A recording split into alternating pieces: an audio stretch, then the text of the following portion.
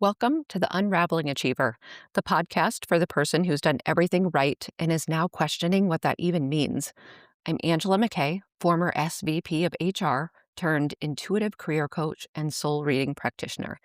I help accomplished folks like you to stop defaulting to what looks good and start building what feels true. Because you don't have to turn your life upside down, you just need to point your achiever energy toward a soul led career and life you'll love. Every episode, I tune into the energy of what's showing up for my clients and community and share what needs to be heard. No bypassing the mess, just honest guidance for the unraveling that changes everything. Let's get into it. When I tuned in to receive the topic for today's episode, the topic that came through is the direction you're going. So I had to think about this one for a moment and sit with it. The direction you're going. No matter what you're doing, whether you feel like you're moving in a direction of something you want, whether you feel like you're moving in the direction of something you don't want, whether you feel like you're moving but you don't know where you're going, there's always a direction that you're going. The actions of today are what determine your future, just like where you are now was determined by your actions of your past.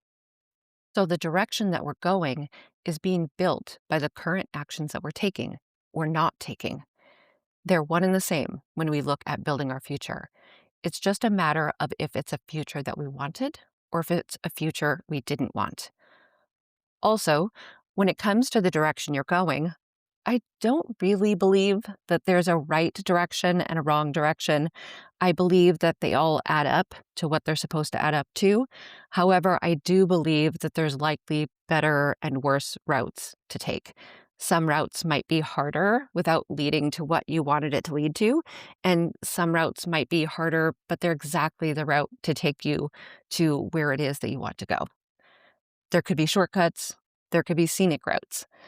I believe that no matter the direction we're going, we're learning something to help make us more aware and reveal lessons to us.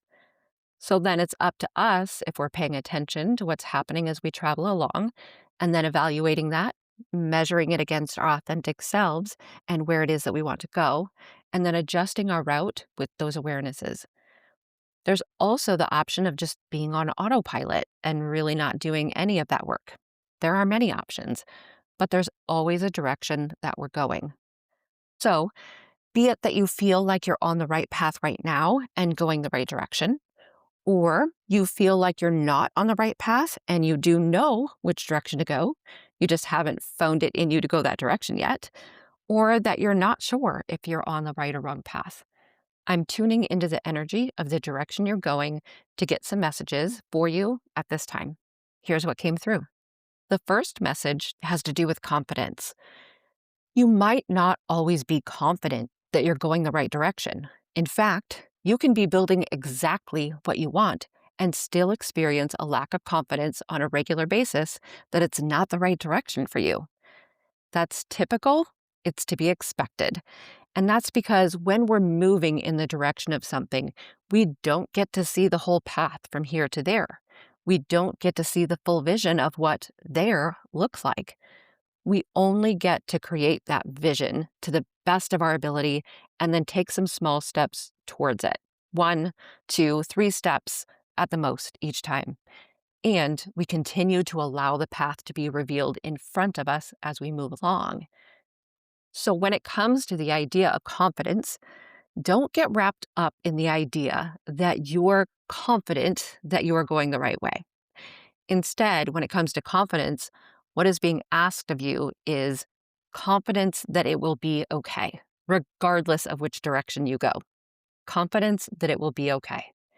And confidence that as you travel the path, depending on what it is that you come across, confidence in your ability to manage what it is that is in front of you. So it's both confidence that it will be okay and confidence that you will have the wherewithal to deal with what comes across your path. That's another thing about the direction we're going. There's going to be difficult things that come up, either difficult ways that we feel or difficult things that we have to deal with. That's just going to be a fact of life, that there will be difficult things that we come up against. So building that confidence that you are more than capable of handling what comes your way is important. In the direction you're going, if you are looking to shift it into a more empowering direction, just lean into this confidence in your ability to handle what comes along. Don't discount yourself. You can handle it. As an addition to this message, watch out for pessimism. It's not asking for false optimism, but do pay attention to how often pessimism is creeping into your thoughts and your actions and how it's determining the direction that you go. Lean into the confidence over the pessimism. And that leads me into the second message. If you do want to feel more reassured that you're going the right direction, again, whether there is a right direction or not, I don't know. But if we want at least a feeling as to whether we're going the right direction, if you want more assuredness that you're going the right direction, it's imperative that your actions are aligned with that of your authentic self. When I work with clients in my program Soul Led Career, we spend a decent amount of time familiarizing with the various ways through which we see the world. To really summarize it here, you can see the world through a lens of fear, you can see the world through a lens of control, and you can see the world through a lens of wisdom. Your authentic self lives in wisdom. The majority of people are making their decisions and basing their actions or inaction on those first two lenses, fear and control. Far fewer are basing their actions and decisions on that lens of wisdom, through that authentic self lens. When you let fear and control determine your direction, you will not feel assuredness that it's for you. And if you do gain a sense of assuredness, often it's false assuredness. And you find on the other side of that direction and those actions, you still find discomfort and stuckness and disconnection and a lack of fulfillment, a lack of feeling purpose and meaningful impact. And it's because your direction is aligned with something outside of you rather than your authentic self, your internal wisdom. So while you'll never have that 100% certainty that you're going the right direction, when you make those determinations based on alignment with your authentic self, you up your confidence that it will be okay. You up your confidence that you will be able to handle what comes along. You feel better knowing that whatever obstacle shows up for you is the obstacle that was meant to show up for you. It's the obstacle you're meant to work through to continue your soul-led, heart-led, purpose-led journey, your unique journey. That alignment with your authentic self just creates so much more peace and assuredness when things feel rocky. So then the third message, having talked about alignment with your authentic self, the direction you're going is wanting me to talk a little bit more about the fear and control lens then. And the reason we want to talk about that is because the guidance that you receive from your fear and control lens will cut you off. So when it comes to the direction that you're going, if you do have that whisper, if you do receive that more aligned guidance from your authentic self, and you do start to think about your bigger vision and what it is that you would really like to be doing, the fear and control lens swoop in pretty well right away. They will tell you that it's not practical, that you will fail, that people will have negative things to say, that you'll find that you made the wrong decision and you'll regret it, that you would be ridiculous for throwing away what you have in order to go this direction, that you need a full plan from here to there before you even think about going that direction. Fear and control will stop you in your tracks as soon as an authentic self-vision starts to be created. As soon as you start considering a path towards it, it will cut you off right away. So with that, first of all, know that's natural. That's very human. Fear and control are always going to be part of your inner dialogue, and they have beneficial ways of serving you too. However, they have many detrimental ways of serving you, really by serving themselves. If fear gets its way, it can be calmed. If control gets its way, it can feel more ease. The authentic self path is very uncomfortable for those two. They will keep you in the discomfort of the known to keep you from their discomfort of the unknown.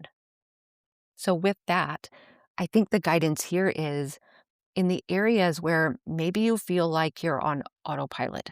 Take some time with those. Evaluate if the direction that you're going, if the actions and behaviors of today are building what it is that you want to build. And just start to ask yourself some questions about it.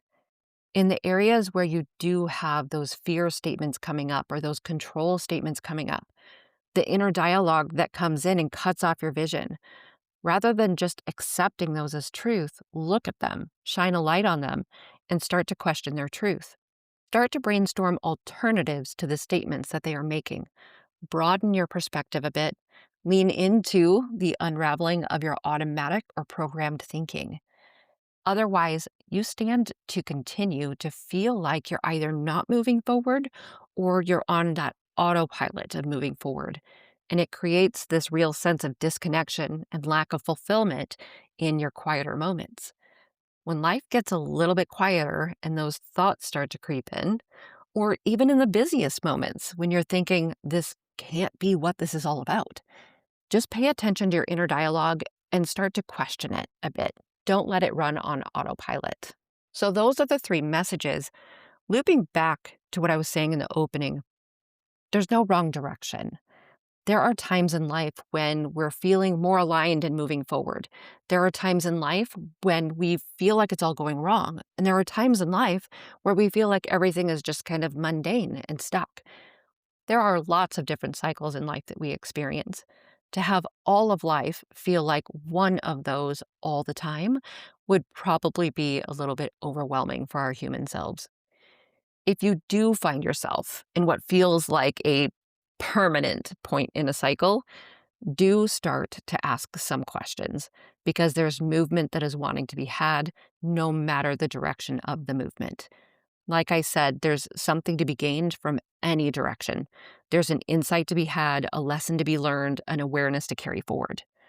However, if you want to be positioning yourself on those pathways that feel more meant for you, so that when the harder things or situations do come along, you have that peace of knowing that it's the obstacle that's meant for you versus just obstacle after obstacle, look to align your actions and directions with that of your authentic self. And of course, if that is something that you could use support with, schedule a consult with me. We'll get on a call where I'll learn more about you, what it is that you're experiencing, what you're struggling with, what it is that you want.